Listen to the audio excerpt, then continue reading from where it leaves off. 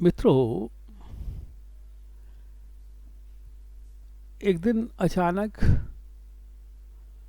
एक बालक ने सुबह सुबह एक प्रश्न किया। अंकल अंकल, ये बताओ कि जहाँ जहाँ भाषा की बात होती है या जब जब भाषा की बात होती है तो व्याकरण की बात क्यों की जाती है? व्याकरण तो बड़ा बोरिंग होता है, पर भाषा की बात करते समय व्याकरण की बात की जरूर जाती है।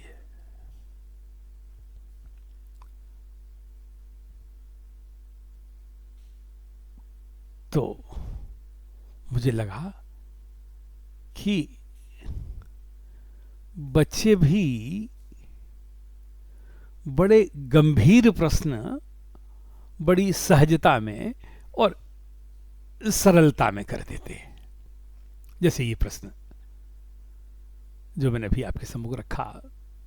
एक मित्र के घर दूसरे नगर में गया हुआ था और वहां ये सवाल बच्चे ने पूछा।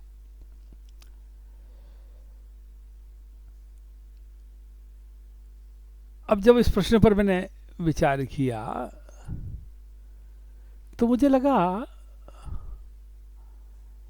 कि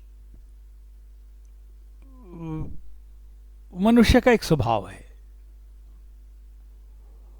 वो स्वभाव क्या है कि उसके परिदृश्य में उसके चारों ओर जहां जहां जो कुछ हो रहा है उसके नियंत्रण के बिंदु कहां हैं,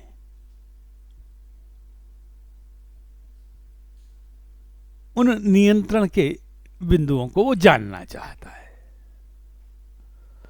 और निष्प्रयोजन नहीं, वो इसलिए जानना चाहता है कि अगर वो उन नियंत्रण के बिंदुओं को जान ले तो उन नियंत्रण के सूत्रों को वो अपने हाथ में रख ले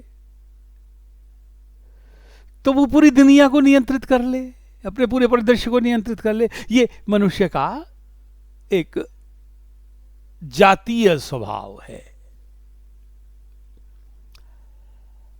चूंकि ये मनुष्य का जातीय स्वभाव है तो, और भाषा के बिना तो मनुष्य रह नहीं सकता। और जब भाषा के बिना मनुष्य से रह नहीं सकता तो भाषा आखिर चलती कैसे है? भाषा की जो विभिन्न इकाइयां हैं वे घटती कैसे हैं? वे रूप कैसे लेती हैं? उन्हें नियंत्रित कौन करता है? ये सवाल भी इसी के भीतर छिपे हुए सवाल है। सच पूछिए तो कि भाषा की सत्ता ही व्याकरण के बिना नहीं। क्यों? क्योंकि व्याकरण ही तो यह बताता है कि यह वाक्य ठीक है और यह ठीक नहीं। तो वाक्य के ठीक होने और न होने का पैमाना कौन है? व्याकरण है। तो व्याकरण अगर हमने किसी वाक्य का ठीक कर दिया तो वाक्य ठीक हो गया। ये कला बच्चा कई बार माँ बाप से, कई बार परिवार से, कई बार समाज से और कई बार विद्यालय में जाकर शिक्षक से सीखता है। और धीरे धीरे वह भाषा के समुचित, बल्कि यूं कहा जाए कि उच्चतम प्रयोगों को वह सीखता है। तो और वो सीखता कैसे है? वो व्याकरण के वो बिना जाने हुए कि वो व्याकरण को सीख रहा है और तब भाषा को नियंत्रित कर पा रहा है, बिना यह जाने हुए भी वह व्याकरण के गुर को, अर्थात व्याकरण के नियम को, व्याकरण के मंत्र को, व्याकरण के सूत्र को समझता है और तब वो तय करता है कि ये इकाई ठीक है और ये इकाई ठीक नहीं है। तो भाषा की जो विभिन्न घटक हैं, विभिन्न इकाइयां हैं, उन्हें नियंत्रित करने का काम व्याकरण करता है।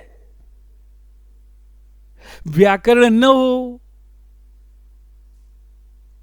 तो भाषा की जो इकाइयां हैं वो ठीक तरह से काम न कर पाए, उनका प्रयोग ठीक से न हो पाए, जो प्रयोग है वह ठीक है इसका निर्धारण भी न हो पाए। तो सहज में बालक ने सवाल पूछा, पर उस सवाल में कितने गंभीर उत्तर हैं, और इन सारे उत्तरों को वो बालक जानना चाहता था। इसीलिए जब समाज से भाषा सीखता है बच्चा, परिवार से भाषा सीखता है बच्चा, तो भाषा के जो घटक हैं उन घटकों को ही नहीं सीखता, बल्कि उन घटकों के भीतर रहने वाले व्याकरण को भी सीखता है। बल्कि व्याकरण के माध्यम से ही उन घटकों के प्रयोग को, उन घटकों के भाषा में स्थान को, उन घटकों की जो गठाव की प्रक्रिया है उसे सीखता है। तो इसलिए भाषा के नियंत्रण का जिम्मा व्याकरण के पास है। व्याकरण ही वह आधार है जो भाषा की समुचितता की कसौटी बनता है। तो इसलिए व्याकरण कसौटी है भाषा की, जिसके आधार पर हम ये तय करते हैं, कई बार जानकर तय करते हैं और कई बार बिना जाने भी तय करते हैं।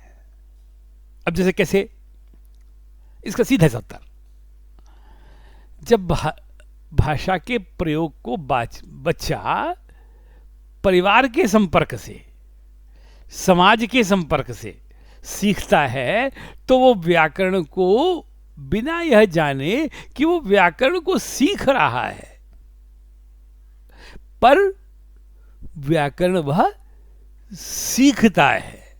व्याकरण उसे औपचारिक रूप में पढ़ाया नहीं जाता, लेकिन वह व्याकरण सीखता है और तभी कहता है कि मुझे घड़ी अच्छी लगती है और मुझे बेकाम के बैठना अच्छा नहीं लगता। तो यहां अच्छा लगती है नहीं कहता, अच्छा नहीं लगता, क्योंकि जबकि वहां मुझे घड़ी अच्छी लगती है। अच्छी लगना में घड़ी के साथ स्त्रीलिंग का प्रयोग और बैठने के साथ अच्छा लगता है या पुल्लिंग का प्रयोग। तो ये समाज से बच्चा सीखता है। कैसे? कई बार प्रयोग के विश्लेषण के आधार पर और कई बार समाज में हो रहे प्रयोग को देख कर, और कई बार जब भाषा की हम कक्षा में भाषा सीखते हैं तो उनके नियमों को अध्यापक के द्वारा बताने पर। तो व्याकरण के लिए जरूरी नहीं है, व्याकरण अगर भाषा सीखते हैं तो व्याकरण सीखते ही हैं, व्याकरण के बिना भाषा सीखी नहीं जा सकती।